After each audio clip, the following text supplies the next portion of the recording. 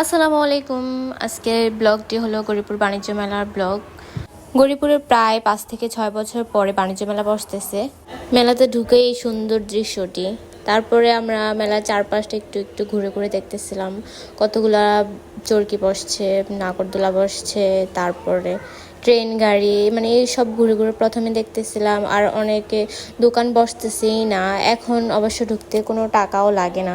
ঘুরে ঘুরে দেখার পরে বাচ্চারা বলতেছিল চলো আমরা ট্রেন গাড়িতে উঠি।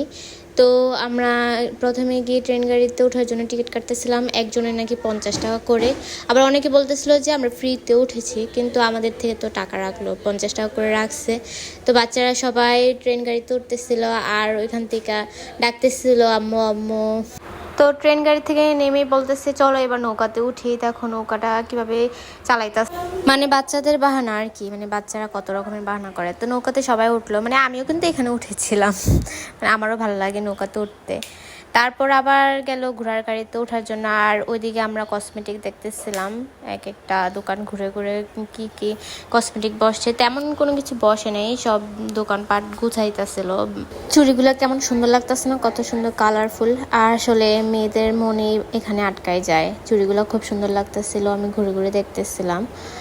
তারপর দোকান থেকে বের হয়ে দেখি এখানে আবার বাচ্চারা এটাতে উঠছে, এটা কি বলে, এটা মানে আমার মনে হয় এটাতে উঠলে মাথা মানে ঘুরবেই, শুধু ঘুরবে।